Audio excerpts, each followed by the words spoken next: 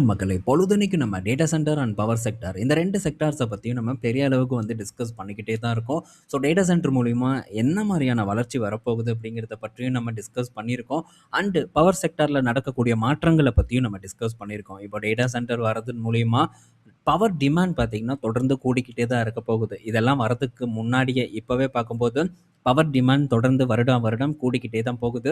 வரக்கூடிய ஆண்டுகளில் power demand இன்னும் ரொம்பவே பீக்கில் இருக்கும் அப்படிங்கிற ஒரு எஸ்டிமேட் இருக்குது. என்ன ரீசன்னா, ஸோ இப்போதைக்கு நம்ம வீட்டில் மக்கள் அதிகமாக பார்த்தீங்கன்னா எலக்ட்ரானிக் சாதனங்களை பயன்படுத்திட்டு தான் வந்துட்டு இருக்காங்க. இன்னும் கொஞ்ச நாளில், கொஞ்சம் மாதங்கள் இல்லை சில வருடங்களில் ஏசி பார்த்தீங்கன்னா அத்தியாவசிய ஒரு எலக்ட்ரானிக் சாதனமாக மாறுங்கிறதுல மாற்று கருத்தே இல்லை. இப்படி தான் வாஷிங் மிஷின் வந்துச்சு, ஃப்ரிட்ஜ் மாதிரி இருக்குது. ஸோ அடுத்து பார்த்தீங்கன்னா ஏசி தான் பார்த்தீங்கன்னா வரப்போகுது. ஸோ இந்த ஏசி இந்த மாதிரியான எலக்ட்ரானிக் சாதனங்களோட உபயோகத்தினால பவர் டிமாண்ட் தொடர்ந்து கூட போகுது. ஸோ இதனால் கவர்மெண்ட் பார்த்தீங்கன்னா ஆல்ரெடி பிளான் பண்ணி ஸோ பவர் ஜெனரேஷன் கெப்பாசிட்டியை உயர்த்திக்கிட்டே தான் வராங்க. கவர்மெண்ட் கம்பெனிஸாக இருக்கட்டும், ப்ரைவேட் கம்பெனிஸாக இருக்கட்டும், தொடர்ந்து அவங்களுடைய பவர் கெப்பாசிட்டியை உயர்த்திக்கிட்டே தான் இருக்காங்க. ஸோ இது ஒரு பக்கம் பார்க்கும்போது நல்ல விஷயம் தான். ஆனால் நம்ம நாட்டில் எதுவுமே பார்த்தீங்கன்னா வர்றதுக்கு முன்னாடியே வருமுன் காப்போம் அப்படிங்கிற மாதிரி வர்றதுக்கு முன்னாடியே ஒரு விஷயத்த பண்ண மாட்டாங்க. எல்லாம் நடந்ததுக்கு அப்புறம் ரொம்ப மெதுவாக தான் எல்லா விஷயத்துலையும் சரி, ஏதோ ஒரு விஷயம் இல்லை, எல்லா விஷயத்துலையுமே எல்லாம் நடந்து முடிஞ்சதுக்கு அப்புறம் தான் பண்ணுவாங்க. ஸோ அதே மாதிரி தான் இப்போது பவர் செக்டரில் நடக்குது. ஸோ டிமாண்ட் அதிகமாகுது, பவர் கெப்பாசிட்டியை உயர்த்துறாங்க, எல்லாம் ஓகே. ஆனால் அப்படி உற்பத்தி பண்ணக்கூடிய பவரை அதை உற்பத்தி பண்ணக்கூடிய இடத்துல இருந்து நுகர்வோருக்கு கொண்டு போய் சேர்க்கறதுக்கான ஒரு ஃபெசிலிட்டி இன்னும் போதிய அளவுக்கு இருக்கான்னு கேட்டால் இல்லை அப்படிங்கிறது தான் உண்மை. ஒரு பக்கம் பவர் ஜெனரேஷன் கெப்பாசிட்டியை உயர்த்தும் போதே ஸோ இன்னொரு பக்கம் பார்த்தீங்கன்னா இந்த டிரான்ஸ்மிஷன் லைனையும் உயர்த்தி இருக்கணும். ஸோ அதோட கெப்பாசிட்டியும் உயர்த்தி இருக்கணும். பட் அது பண்ணலை, அதுக்கு காலதாமதம் ஏற்பட்டிருக்கு. ஆனால் ஒரு வகையில் பார்க்கும்போது, இன்வெஸ்டராக பார்க்கும்போது நமக்கு இது ரொம்பவே ஒரு நற்செய்தி. ஏன் அப்படின்னா, இதுக்கு முன்னாடி பவர் செக்டாரை ஃபோக்கஸ் பண்ணுறதுக்கான சான்ஸ் கிடச்சிது. ஸோ இப்போ இந்த டிரான்ஸ்மிஷன் செக்மெண்ட்டை ஃபோக்கஸ் பண்ணுறதுக்கான சான்ஸும் நமக்கு ஏற்பட்டிருக்கு. ஸோ இதுதான் நம்மளை பொறுத்த வரைக்கும் ஒரு மிகப்பெரிய ஒரு நல்ல செய்தி. ஸோ பவர் கிரிட் கண்டிப்பாக நமக்கு சான்ஸ் கொடுக்கும். பட் இதுக்கு முன்னாடி நமக்கு கொடுத்துருக்கு. பிஜி இன்விட் எப்பவும் பார்த்தீங்கன்னா கொடுத்துக்கிட்டு தான் இருக்குது. ஸோ இதெல்லாம் தாண்டி இவங்கெல்லாம் பார்த்தீங்கன்னா பிரைமரி நிறுவனங்கள். So Adani power, Tata power போன்ற நிறுவனங்கள், பவர் கிரிட் போன்ற நிறுவனங்கள் இந்த டிரான்ஸ்மிஷன் லைனை இன்க்ரீஸ் பண்ணுறது மூலியமா ஸோ இவங்களுக்கு டேரிஃப் இன்கம் பார்த்தீங்கன்னா உயரும். பவர் கிரிட்டோட இன்கமே டேரிஃப் தான்.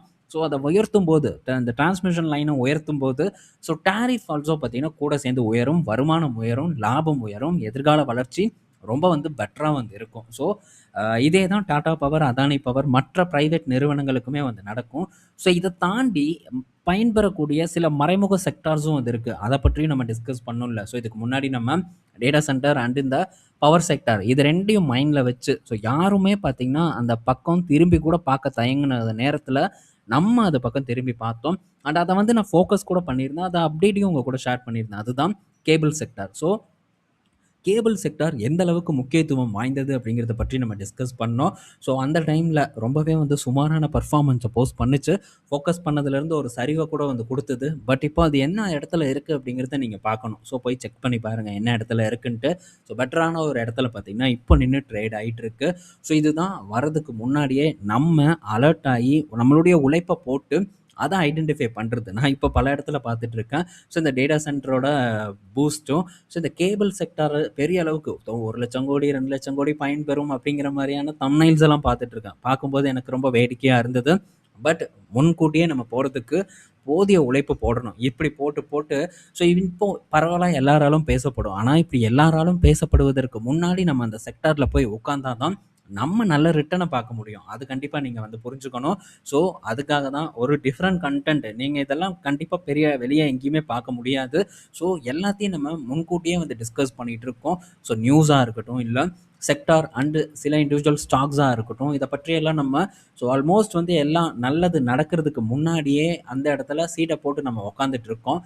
பட் அந்த அளவுக்கான ஒரு வரவேற்பு, ஒரு அப்ரிசியேஷன் இருக்கான்னு கேட்டால் டெஃபினட்டாக இல்லை. எப்பவும் நமக்கு இருக்கக்கூடிய நண்பர்கள் என்ன ஒரு விஷயம் செஞ்சாலும் அதற்கான ஆதரவை தொடர்ந்து கொடுத்துட்டு இருப்பாங்க. இன்னைக்கு கூட ஒரு நண்பர் பார்த்தீங்கன்னா, ஸோ ஒரு மெம்பர்ஷிப்பை போடுங்க, நீங்கள் எதுக்கு உட்காந்து வீணாக கத்திட்டு இருக்கீங்க அப்படிங்கிற மாதிரி கேட்டிருந்தார். ஸோ டெஃபினட்டாக இனி அதை தான் நான் பண்ணணும்னு நான் நினைக்கிறேன்.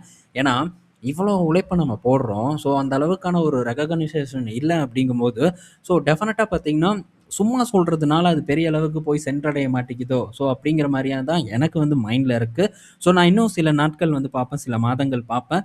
மேபி அப்படியும் வந்து ஒண்ணும் இல்ல அப்படிங்கிற பட்சத்தில டெஃபினட்டா பார்த்தீங்கன்னா, இண்டிவிஜுவல் ஸ்டாக்ஸ் பற்றியான டிஸ்கஷன வந்து நான் நம்ம மெம்பர்ஸ் யார் இருக்காங்களோ அவங்களுக்கு மட்டும் போஸ்ட் பண்ணக்கூடிய ஒரு சூழ்நிலை உருவாகும். ஸோ ஏன் நம்ம நண்பர்கள் கேட்டாங்க அப்படின்ட்டு வெப்சைட்ல இருக்கக்கூடிய ஆட்ஸ வந்து நான் தூக்குனேன். அவங்களுக்கு ரீடைரக்ட் ஆகுது. உள்ள முடியல, படிக்க முடியலன்னு கேட்டதுக்கு, அந்த ஒரு விஷயத்தையுமே வந்து நான் பண்ணுனேன். பட் அப்படி இருந்தும் கூட, ஸோ ரெஸ்பான்ஸ் இல்ல. ஸோ அது பார்த்தீங்கன்னா லேட்டா Google பார்த்தீங்கன்னா மத்தவங்களுக்கு காமிச்சு, அப்படி தான் பார்த்தீங்கன்னா வியூஸ் வருதே. நான் போட்டு ஒரு 1 வாரம் 10 நாட்களுக்கு பிறகு தான், ஸோ வெப்சைட்ல வந்து அந்த வியூஸ் பார்த்தீங்கன்னா ஏறிட்டு இருக்கு. அது தெளிவா நமக்கு தெரியும். Google நமக்கு இது பண்ணது குடுக்குதா?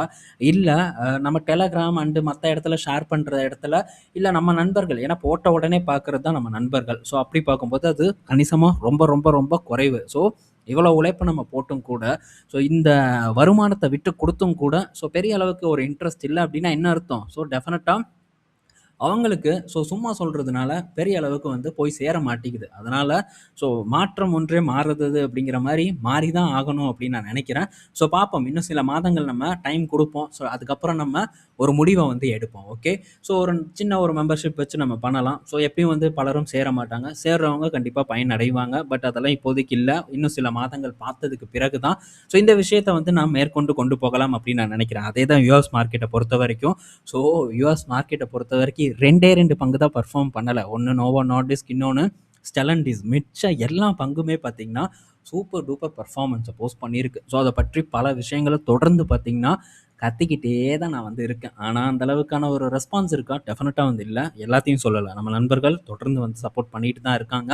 அவங்கள எந்த விதமான குறையும் நான் சொல்ல மாட்டேன். அவங்களுடைய சப்போர்ட்னால தான் பல விஷயங்கள நான் தியாகம் பண்ணி தொடர்ந்து பார்த்தீங்கன்னா, டிஸ்கஸ் பண்ணிட்டு இருக்கேன்.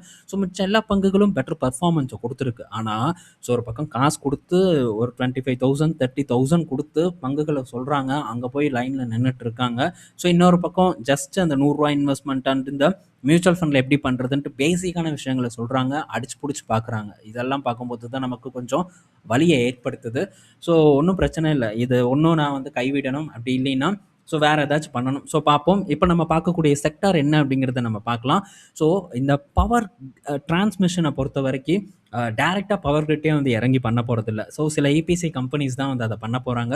அப்படிப்பட்ட இபிசி கம்பெனிஸ பற்றி தான் நம்ம டிஸ்கஸ் பண்ண போறோம். குறிப்பா ஒரு கம்பெனி தம்ப்நெயில்ல பார்த்திருப்பீங்க. கேஇசி இன்டர்நேஷனல் அப்படிங்கிற ஒரு நிறுவனம். இந்த நிறுவனம் வரக்கூடிய காலங்கள்ல ஒரு பெட்டர் பெர்ஃபார்மன்ஸ குடுப்பதற்கான வாய்ப்பு இருக்கு அப்படிங்கிற ஒரு எதிர்பார்ப்பு எனக்கு இருக்கு. இத பற்றி நல்லா கொஞ்சம் டீப்பா அனாலிசிஸ் பண்ணியிருக்கேன். பட் இன்னும் ஒர்த்தான ஒரு இடத்துக்கு வரல. டெஃபினட்டா எப்போ, என்ன, ஏதுங்கிறத பற்றி நான் ஷேர் பண்றேன். இப்போதைக்கு இவங்களுடைய வருமானம் இந்த FY 26ல 23,500 கோடி கிட்ட இருக்கு. அதே மாரி இவங்களுடைய ப்ராஃபிட் பார்க்கும்போது ஒரு 620 கோடி கிட்ட பார்த்தீங்கன்னா பண்ணியிருக்காங்க. இந்த FY 26ல மட்டும். இந்த காலாண்டு பார்க்கும்போது அரவுண்ட் ஒரு 193 கோடி கிட்ட பண்ணியிருக்காங்க. மார்ஜின் பார்க்கும்போது ஒரு 7% கிட்ட தான் வந்து இருக்கு. FY 25 கூட கம்பேர் பண்ணும்போது லைட்டா வந்து க்ரோவ் ஆயிருக்கு. அந்த போன குவார்ட்டர் கூட கம்பேர் பண்ணும்போது க்ரோவ் ஆயிருக்கு.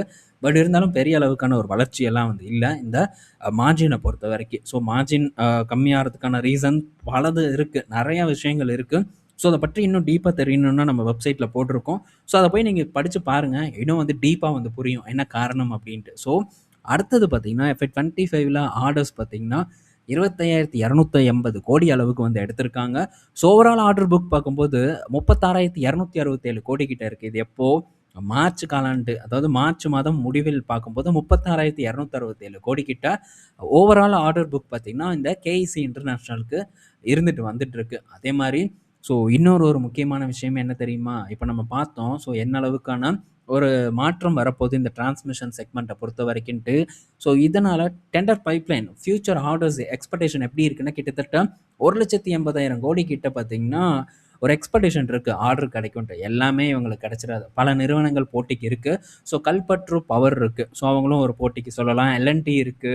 அது போக பார்த்தீங்கன்னா, இந்த GE வெர்னோவா, சிமென்ஸ் அதுக்கப்புறம் இந்த மாரியான நிறுவனங்களும் பார்த்தீங்கன்னா, ஹிட்டாச்சி போன்ற நிறுவனங்களும் போட்டிக்கு இருக்காங்க. பட் அந்த நிறுவனங்களோட மதிப்பீடு ரொம்ப அதிகம். ஸோ இந்த நிறுவனத்தோட மதிப்பு ஒரு நல்ல வேல்யூல இருக்கு. பட் இன்னும் கொஞ்சம் நான் வேல்யூ கரெக்ஷன் எக்ஸ்பெக்ட் பண்றேன். இந்த KEC இன்டர்நேஷனல பொறுத்தவரைக்கும். ஸோ நடக்குமாங்கிறத நம்ம பொறுத்திருந்து பார்ப்போம்.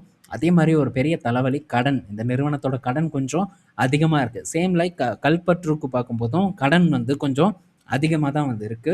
ஸோ 6,700 கோடி கிட்ட கடன் பார்த்தீங்கன்னா, KEC இன்டர்நேஷனல் கைவசம் வச்சிருக்காங்க. ஸோ இப்போ இந்த EPC பிசினஸ் பொறுத்தவரைக்கும், இந்த கன்ஸ்ட்ரக்ஷன் பிசினஸ் பொறுத்தவரைக்கும் கடன் இன்றியமையாத ஒன்று. கடன் டெஃபினட்டா பார்த்தீங்கன்னா, இருந்துகிட்டு தான் இருக்கும். அதுல எந்த விதமான சந்தேகமும் நமக்கு வேண்டாம். ஏன்னா வொர்க்கிங் கேப்பிட்டல் அவங்களுக்கு தேவைப்படும். ஸோ வொர்க்கிங் கேப்பிட்டல் தேவைப்படுங்கும்போது, ஆட்டோமேட்டிக்கா பார்த்தீங்கன்னா கடன் வாங்கி தான் ஆகணும். ஸோ உங்களுடைய அந்த வொர்க்கிங் கேப்பிட்டல் டேஸ் பார்க்கும்போது கொஞ்சம் அதிகமா தான் இருக்கும். ஸோ இதனால அவங்க கண்டிப்பா பணம் ரொட்டேஷன்ல தான் இருந்துகிட்டே இருக்கும். ஸோ இதனால இன்ட்ரெஸ்ட் எக்ஸ்பென்ஸும் பார்த்தீங்கன்னா, இவங்களுக்கு கொஞ்சம் அதிகமா தான் வந்து போயிட்டுருக்கும். ஸோ நெட் டெட் ஃப்ரீ அப்படிங்கிற ஒரு ஸ்டேட்டஸ் வருவதற்கெல்லாம் ரொம்ப கஷ்டம். ஏன்னா, அந்த அளவுக்கு கான்ட்ராக்ட் வரும். அத தொடர்ந்து எக்ஸிக்யூட் பண்ணிட்டே இருக்கணும் இந்த நிறுவனங்கள். ஸோ இது ஒரு காரணம். இவங்களுடைய கடன் இப்படி இருக்கிறதுக்கு. ஸோ அடுத்தது நம்ம பார்ப்போம்.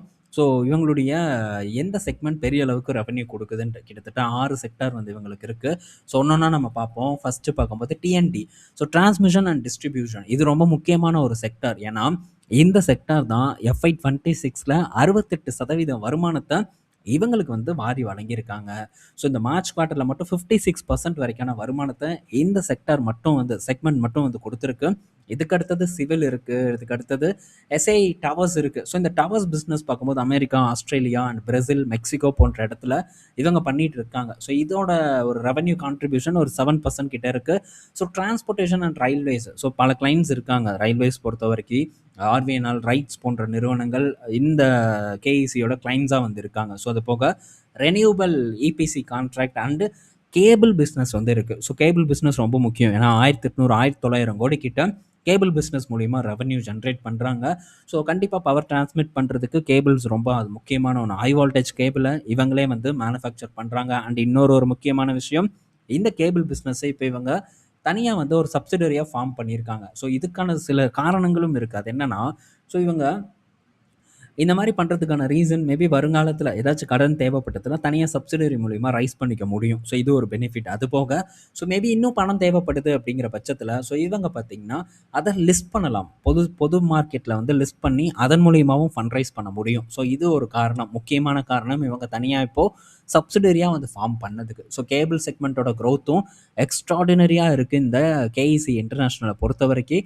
ஸோ இதெல்லாம் பார்த்தீங்கன்னா, இவங்களுடைய செக்மெண்ட்ஸா இருக்கு. ஸோ இந்த செக்மெண்ட்ல இவங்க பார்த்தீங்கன்னா, ப்ளே பண்ணிட்டு வந்துட்டுருக்காங்க. ஸோ இதில நம்ம முக்கியமா இந்த டிரான்ஸ்மிஷன் அண்ட் டிஸ்ட்ரிபியூஷன பேஸ் பண்ணி தான் ஸோ ஒரு முக்கிய முடிவே வந்து எடுக்கணும். ஏன்னா, இது ஒரு வளரும் செக்டாரா இருக்கு. இந்தியாவ பொறுத்தவரைக்கும் மட்டும் இல்ல. ஸோ மிடில் ஈஸ்ட் கிளைண்ட்ஸ் பலரும் பார்த்தீங்கன்னா, இவங்களுக்கு கஸ்டமர்ஸா இருக்காங்க. ஸோ அங்கிருந்து வருமானம் பார்த்தீங்கன்னா வந்துட்டுருக்கு. அப்படி பார்க்கும்போது டொமஸ்டிக்ல யாரு அண்டு குளோபலா யாரு, என்னென்ன கஸ்டமர்ஸ் இருக்காங்க அப்படிங்கிறத நம்ம பார்ப்போம். ஸோ டொமஸ்டிக்ல பார்க்கும்போது பவர் கிரிட் ஒரு முக்கியமான முதன்மையான ஒரு நிறுவனமா இருக்கு. ஸோ பவர் கிரிட் பார்த்தீங்கன்னா, கிட்டத்தட்ட ஒரு பெரிய ஒரு கிளையண்ட், ஒரு லார்ஜஸ்ட் கிளையண்ட் இந்த KEC இன்டர்நேஷனல பொறுத்தவரைக்கும். ஸோ அதனால தான் ஒரு பெரிய எக்ஸ்பெக்டேஷனே வந்து இருக்கு. ஸோ ஃபியூச்சர் குரோத் அதுவும் குறிப்பா டொமஸ்டிக்ல பொறுத்தவரைக்கும். ஸோ அது போக இந்த அதே TNDல பொறுத்தவரைக்கும் ஓமன் எலக்ட்ரிசிட்டி இருக்கு, சவுதி எலக்ட்ரிசிட்டி இருக்கு, தேவா UAE யுட்டிலிட்டீஸ் இருக்கு. அண்டு இன்னும் வந்து சில பிரைவேட் கம்பெனிஸும் பார்த்தீங்கன்னா இந்தியால இருக்கு. அது போக NTPC வந்து இருக்கு. ஸோ ரயில்வேஸ பொறுத்தவரைக்கும் இர்கான், RVNL, ரைட்ஸ் போன்ற நிறுவனங்கள் இவங்களுடைய கிளைண்ட்ஸா வந்து இருக்காங்க. ஸோ முக்கியமான கிளைண்ட்ஸ் அண்டு மிடில் ஈஸ்ட்ல பெரிய அளவுக்கு ஒரு வளர்ச்சிய பார்த்தீங்கன்னா, இந்த நிறுவனம் கண்டுட்டு இருக்கு. இன்னும் பெரிய அளவுக்கு அடையும் அப்படிங்கிற எதிர்பார்ப்பு இருக்கு. ஏன்னா, இப்ப இந்த நியோம் சிட்டி இந்த மாரி பல விஷயங்கள் சவுதி அரேபியால நடக்குது. ஸோ அண்டு மிடில் ஈஸ்ட்ல இன்னும் இன்ஃப்ராஸ்ட்ரக்சர் டெவலப்மெண்ட் நடந்துட்டு இருக்கு. இதனால பெரிய அளவுக்கான பயன் பார்த்தீங்கன்னா, KEC இன்டர்நேஷனல் பெறும் அப்படிங்கிறதுல மாற்று கருத்தே இல்ல. ஸோ இதெல்லாம் முக்கியமான காரணம் இந்த KECய பொறுத்தவரைக்கும். அடுத்தது ஸோ இவங்களுடைய இந்த பிஸ்னஸ் வைஸ் அந்த ப்ராஜெக்ட் வைஸ் நம்ம அப்படின்னு பார்க்கும்போது, ஸோ ஓவராலா எங்கேருந்து அதிகப்படியான ரெவென்யூ வருதுன்னு பார்த்தா, 47% பார்த்தீங்கன்னா இந்தியாவிலருந்து ரெவென்யூ ஜென்ரேட் பண்றாங்க. ஆனா 53% பார்த்தீங்கன்னா, குளோபலா இவங்க ரெவென்யூ ஜென்ரேட் பண்றாங்க. இது ரொம்ப முக்கியம். ஸோ அதே மாரி எங்கெங்க இருக்குன்னு பார்க்குறோம். ஆஃப்ரிக்கா அண்டு ஆஸ்திரேலியா, அப்புறம் தாய்லாந்து போன்ற கண்ட்ரீஸ்லயும் இவங்க ஆப்ரேஷனல் பண்ணிட்டு இருக்காங்க. ஸோ இது போக north America, USA, Mexico, Brazil போன்ற இடம், ஸோ மிடில் ஈஸ்ட்டில் பல முக்கியமான கண்ட்ரீஸில் இவங்க பிஸ்னஸ் பண்ணிட்டு இருக்காங்க. ஸோ 53% ரெவன்யூ இங்கேருந்து வருது அப்படிங்கிறது நம்ம புரிஞ்சுக்கணும். ஸோ இங்கே அமெரிக்கா அண்டு மெக்சிகோ போன்ற இடத்துலலாம் இவங்க பார்த்தீங்கன்னா இந்த டவர் சப்ளை பண்ணிட்டு இருக்காங்க. ஸோ இதுக்கான டிமாண்ட் அண்ட் அவங்களுடைய இந்த டிரான்ஸ்மிஷன் லைன்ஸையும் வந்து புதுப்பிச்சுட்டு இருக்காங்க. இதனால் வரக்கூடிய காலங்களில் இவங்களுடைய விஷயம், அதாவது இவங்களுடைய வருமானம் அண்டு கான்ட்ராக்ட்ஸ் பார்த்தீங்கன்னா பெருகிறதுக்கான வாய்ப்பு ரொம்ப அதிகமாக இருக்குது அப்படிங்கிற ஒரு எதிர்பார்ப்பு எனக்கு வந்து இருக்குது. ஸோ நம்ம பார்த்தோம் 36% க்ரோத் கொடுத்துருக்கு. எங்கே அமெரிக்கா பிஸ்னஸ் பார்த்தீங்கன்னா 36% க்ரோத் இயர் ஆன் இயரில் சந்திச்சிருக்கு. 1800 கோடி ஜென்ரேட் பண்ணியிருக்காங்க. எவ்வளோ பெரிய விஷயம். ஸோ இது பெரிய விஷயமாக தான் நான் பார்க்குறேன். அடுத்தது, ஸோ இந்த நிறுவனத்தோட டெக்னிக்கல்ஸ். ஸோ இந்த நிறுவனம் பார்த்தீங்கன்னா ஆல்மோஸ்ட் ஒரு 1300லேருந்து இப்போ 500 கிட்ட வந்து ட்ரேட் ஆகிட்டு இருக்கு. கிட்டத்தட்ட 60% மேலான ஒரு சரிவை பார்த்தீங்கன்னா இந்த நிறுவனம் வந்து சந்திச்சிருக்கு. ஸோ ஃபர்தராக இன்னும் கொஞ்சம் டிப், ரொம்பலாம் இல்லை, கொஞ்சம் டிப் ஏற்படும் அப்படிங்கிற ஒரு எதிர்பார்ப்பு எனக்கு வந்து இருக்குது. இன்னைக்கு டேல ஒரு ஏற்றத்தை கொடுத்து ஃப்ளாட்டான பர்ஃபார்மன்ஸை கொடுத்து தான் வந்து க்ளோஸ் ஆயிருக்கு. என்ன ரீசன்? ஸோ இன்றைக்கும் ஒரு ஆர்டர்ஸ் வந்து வின் பண்ணியிருக்காங்க. அது என்ன ஏதுங்கிறத ரீட்டைல் ஆப்ஷனில் நம்ம பார்ப்போம். ஸோ ஆர்பிஜி குரூப்போட ஒரு ஃப்ளாக்ஷிப் கம்பெனி இந்த கேஇசி இன்டர்நேஷ்னல். ஸோ அதையும் வந்து நம்ம கண்டிப்பாக மனசில் வந்து வச்சுக்கணும். ஸோ இந்த நிறுவனம் விரைவில் ஒரு சான்ஸை ஏற்படுத்தும் அப்படிங்கிற ஒரு எதிர்பார்ப்பு இருக்குது. ஸோ டெஃபினட்டாக ஒரு சான்ஸ் வரும்போது நான் இதை ஃபோக்கஸ் பண்ணும்போது இந்த அப்டேட் அவங்க கூட நான் ஷேர் பண்ணுறேன். ஸோ எப்படியும் இந்த பங்கும் பார்த்திங்கன்னா இந்த ரிஸ்கி ஸ்டாக் அப்படிங்கிற ஒரு அடிப்படையில் தான் வந்து உள்ளே வரும். ஸோ எப்படி பாலிகேப் பார்த்திங்கன்னா இதே டேட்டா சென்டர் செக்மெண்ட்டில் இருக்குது. ஸோ பாலிகேப் பார்த்திங்கன்னா நம்ம லாங் டேர்ம் போர்ட்ஃபோலியோவில் இடம் பெற்றிருக்கு. அதே நேரத்தில் ஃபினோலெக்ஸ் பார்க்கும்போது 2 வருட கால அளவில் தான் நான் உள்ளே சேர்த்திருக்கேன் ஒரு என்னோட இன்னொரு ஒரு போர்ட்ஃபோலியோவில். ஸோ அண்டு இது பார்க்கும்போது ரிஸ்கி போர்ட்ஃபோலியோ கேட்டகரியில் வருது. ஸோ கேட்டகரி வைஸ் தான் நான் பார்த்தீங்கன்னா பங்குகளை பார்ப்பேன். ஸோ அப்படி பார்க்கும்போது இந்த பங்கு இந்த செக்ஷனுக்கு கீழே வருது. ஸோ விரைவில் ஒரு சான்ஸ் ஏற்படலாம். இதை பற்றி இன்னும் வந்து பல விஷயங்களை தொடர்ந்து பார்த்தீங்கன்னா நம்ம ஆராய்ஞ்சிக்கிட்டே இருக்கணும். ஸோ நான் டெஃபினட்டாக வந்து அதை பண்ணிக்கிட்டே தான் இருப்பேன். நான் பண்ணுறத கண்டிப்பாக உங்கள் கூட ஷேர் பண்ணுவேன் அப்படிங்கிறதையும் சொல்லிட்டு இந்த வீடியோவை நான் முடிச்சுக்கிறேன். ஸோ இந்த வீடியோ பயனுள்ளதாக இருக்கும்னு நான் நினைக்கிறேன். ஸோ உங்களுடைய ஆதரவு எப்படி இருக்கும் அப்படிங்கிறத பார்க்குறதுக்கும் ஆவலாக இருக்கேன். ஸோ பார்ப்போம் எப்படி வருது அப்படின்ட்டு. ஸோ நம்ம அடுத்த வீடியோவில் திரும்ப மீட் பண்ணுவோம். பாய் மக்களே.